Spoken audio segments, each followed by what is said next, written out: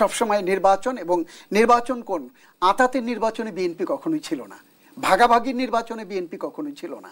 BNP সবসময় সামনের সারির জনমানুষের আশা আকাঙ্ক্ষা এবং জনমানুষের প্রতিনিধিত্ব নিয়ে সবসময় বিএনপি। আপনি ৭১ পরবর্তী যতগুলো নির্বাচন হয়েছে ভাগাভাগির নির্বাচন, সেখানে কারা কারা গিয়েছে, বা ৭১ পরবর্তী আজকে ২০২৪ সাল পর্যন্ত ২৫ সাল পর্যন্ত যতগুলো এই গণ্ডগোল পাকিয়েছে নির্বাচনের নামে বা রাজনীতির নামে, তারা কারা সেটিকে আপনাদেরকে বুঝতে লাগবে। এবং যারা রাজনীতি করেন তারা জানেন, চেনেন এবং বোঝেন। তো সাধারণ মানুষের সেন্টিমেন্টে যারা আঘাত করবে তারা কিন্তু ফসল ঘরে তুলতে পারবে না। খেলা খেলতে পারবে রাজনীতিতে, কিন্তু আসল ফসল কিন্তু ঘরে তুলতে পারবে না। বাংলাদেশের রাজনীতিতে কারা বারবার চপেটাঘাত খেয়েছে, কারা বারবার নিজের গলায় নিজেরা ফাঁস দিয়েছে, নিজের দলকে বিপদগ্রস্ত করেছে, নিজের দলের নেতাকর্মীদেরকে বিপদগ্রস্ত করেছে, ঝুঁকির মুখে ঠেলে দিয়েছে, সেটি স্পষ্ট। ফ্যাসিবাদ চলে গেছে।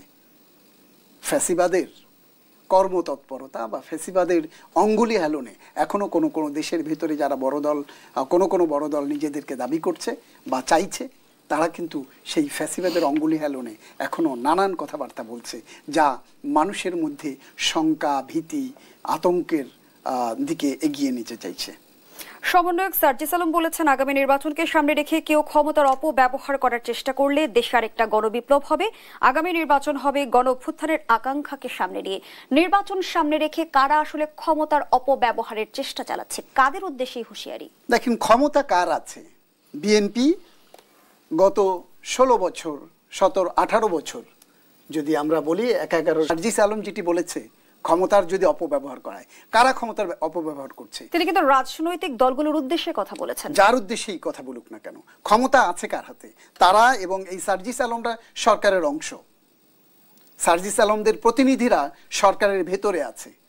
এই যে আমরা কুইন্স পার্টির কথা বলি, সরকারের ভেতরে থেকে সরকারি মদদে বা সরকারি সহযোগিতায় যারা রাজনীতি করতে চায়, সেটি তো আপনার ক্ষমতার অপব্যবহার। ছাত্ররা তো ভিন্ন কথা বলছে, জনাব সুলতান মাহমুদ। তারা বলছে যে তারা যদি রাজনৈতিক দলে যুক্ত হয় তারা পদত্যাগ করেই যুক্ত হবে। সে আলোচনায় ফিরতে চাই। আপনি কিংস পার্টির একটা নজরুলের একটি কবিতার পংক্তি আছে, হায় রে ভজনালয় তোমার মিনারে চড়িয়া ভণ্ড গাহে স্বার্থের জয়। তো পরিস্থিতিটা কিন্তু এখন সেরকম।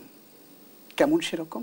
আপনি বলছেন, আপনি যারা আন্দোলন সংগ্রাম করলেন কোটার জন্য, সেই কোটা থেকে আসলেন সরকারে, সরকার থেকে এসছেন এখন রাজনৈতিক দল গঠন করতে, এবং সেই রাজনৈতিক দল গঠন করে আপনি ওখান থেকে ছেড়ে আরেক জায়গায় যাবেন।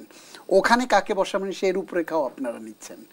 আপনি একটু আগে যেটি বলছিলেন ক্ষমতার অপব্যবহার, ক্ষমতা কারা ব্যবহার করছে, ক্ষমতার স্বাদ কারা নিচ্ছে, ক্ষমতার যত রকম মধু কারা খাচ্ছে, এই জায়গাগুলো আপনাকে দেখতে হবে। আর আপনি যেটি বলছিলেন যে সে রাজনীতি ছেড়ে বা সরকার থেকে এসে দল নেবেন, এটি তাদের দলীয় সিদ্ধান্ত।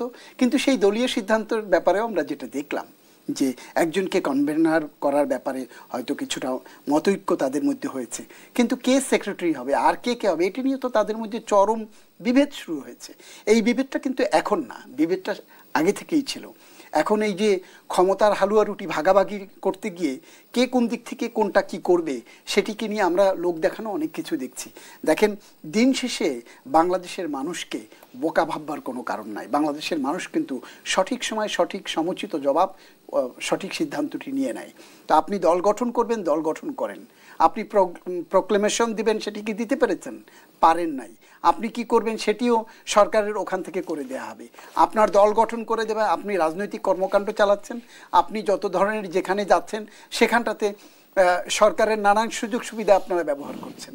আপনারা যে সিএনজিতে চড়তেন বা কি বলে আপনার টেম্পোতে চড়তেন, সে এখন 8 কোটি টাকা 5 কোটি টাকার V8-এ চড়ছেন। কোত্থেকে আসছে এগুলো? কারা দিচ্ছে? উৎস কি? তো এই বিষয়গুলো কিন্তু বাংলাদেশের মানুষ দেখছে।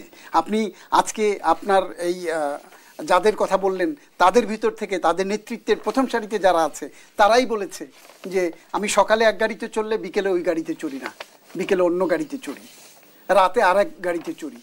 তো এগুলো কোত্থেকে আসছে? বাংলাদেশের মানুষ এবং এর নেপথ্যে কারা, এই সুযোগ সুবিধা যাদের কাছ থেকে নিচ্ছেন, তাদের লক্ষ্য উদ্দেশ্য কি? দুটি লক্ষ্য উদ্দেশ্য হতে পারে। একটি হলো আপনারা যে জুলাই বিপ্লব করেছেন, এই জুলাই বিপ্লবের অগ্রভাগে ছিলেন, আপনাদের অর্জনকে ম্লান করে দেওয়ার জন্য একটি মহল পরিকল্পিতভাবে আপনাদের গায়ে নানানভাবে কালিমা লেপন করে দেবার অপচেষ্টায় লিপ্ত হতে পারে। আরেকটি হলো যে আপনারা জুলাই বিপ্লব করে আমাদের এই ছাত্র জনতার সমন্বয়ে যে বিপ্লব হয়েছে, সেই বিপ্লবের অগ্রভাগে আপনারা ছিলেন। সেই অগ্রভাগে থেকে এখন রাজনৈতিক দল গঠন করতে চান। রাজনৈতিক অভিলাষ থাকা অমূলক মোটেই নয়, কিন্তু সেটিকে আপনি যদি ক্ষমতার কেন্দ্রে বসে থেকে সেই সুযোগ সুবিধা নিয়ে তাদের সাপোর্ট নিয়ে করতে যান, সেটির সুফল কখনো ভালো হয় না। ধন্যবাদ জানাচ্ছি সুলতান মাহমুদ। সাইদুর রহমান, ছাত্রদের নতুন রাজনৈতিক দলে পথ নিয়ে বিভক্তি কেন? ছাত্ররা আসলে কোন পথে হাঁটছে? আমরা যদি আন্দোলনের শুরুটা দেখি, আমাদের শহীদ আবু সাইদ যখন মারা গেল 16 জুলাই, এরপরে দেখবেন যে আন্দোলনের ছাত্ররা যারা ফ্রন্ট লাইনে ছিল, এই যে সার্জিস, হাসনাত, নাহিদ বা আসিফ, তাদের বিরুদ্ধে কিন্তু দুইটা গ্রুপ হয়ে যায়। প্রথম যখন সমন্বয়ক আব্দুল কাদের 9 দফা গণমাধ্যমকে মানে পাঠালো, এবং এই 9 দফা কিন্তু SMS এর মাধ্যমে আমাদেরকে পাঠানো হয়েছিল। আমি নিজেও এই SMS থেকে কম্পিউটারে টাইপ করে এই যে বর্তমান প্রেস সচিব শফিকুল আলম, ওনাকে কিন্তু আমি নিজে পৌঁছে দিয়ে আসছিলাম এই 9 দফা প্রিন্ট করে। পরবর্তীতে দেখলাম হাসনাত, সার্জিস তারা হলো 3 মন্ত্রীর সাথে মিটিং করলো, আওয়ামী লীগের 3 মন্ত্রীর সাথে মিটিং করলো, করে তারা 8 দফা দাবি পেশ করলো। 8 দফার ভিতরে দেখবেন অন্যতম দফা শেখ হাসিনার পদত্যাগ। যে গণহত্যায় জড়িত ছাত্র জনতার উপর হত্যাকারী, তাকে কিন্তু তারা সেই 9 দফা থেকে 1 দফায় সরে আসলো, মানে শেখ হাসিনার পদত্যাগটাকে তারা মাইনাস করলো। তার মানে যদি আমি ধরি, চেতনার জায়গা যদি ধরি, হাসনাত, সার্জিস তারা কিন্তু এই আন্দোলনের চেতনার সাথে ছিল না। মূল চেতনার সাথে যদি বলি, এই যে নাহিদ এবং আসিফ তাদের যে 9 দফা বা কাদের, তাদের পক্ষ থেকে যে আব্দুল কাদের সমন্বয়ক দিল, এরপরে দেখবেন যে 6 সমন্বয়ককে ডিবি কার্যালয়ে উঠিয়ে নেওয়া হলো। তারপরে যদি প্রেক্ষাপটে আমরা আসি, আন্দোলনের তখন তো নতুনত্ব মাত্রা তৈরি হলো। তখন দেখবেন যে সোশ্যাল মিডিয়াতে বিএনপির ভারপ্রাপ্ত চেয়ারম্যান জনাব তারেক রহমান, উনি কিন্তু 1 দফা ঘোষণা করেছিলেন 21শে জুলাই, এবং এই 1 দফাই কিন্তু চূড়ান্ত 1 দফায় রূপান্তর হয়। কিন্তু বিএনপি কিন্তু, আমরা গণমাধ্যম কর্মী হিসেবে কিন্তু দেখেছি, বিএনপি কিন্তু ক্রেডিট নেয় নাই তাদের এই আন্দোলনের। আমরা পরবর্তীতে দেখলাম, আমি নিজেও ইউসিতে গিয়েছিলাম ডক্টর ইউনূস সাহেবের প্রোগ্রামে, উনি তখন পরিচয় করে দিচ্ছে কি মাহফুজ আলম মাস্টার মাইন্ড। আমি তো অবাক হয়ে গেছি, কোথার মাস্টার মাইন্ড উনি, কোথায় ছিল ওনার আন্দোলনের মাত্রা, কোথায় উনি আন্দোলনে ইনভলভমেন্ট ছিল। এই আন্দোলন আমরা গণমাধ্যম কর্মী হিসেবে প্রত্যেকটা মুহূর্তে তো আমরা দেখেছি কারা কিভাবে ইনভলভ ছিল। আন্দোলনের শুরুতেই তাদের ভিতরে একটা বিভক্তি ছিল। এই বিভক্তিটার মাত্রাটা আমরা পরবর্তীতে আরো চূড়ান্ত দেখলাম যখন তারা দল গঠন প্রক্রিয়ার ভিতরে আসলো। আপনারা দেখবেন যে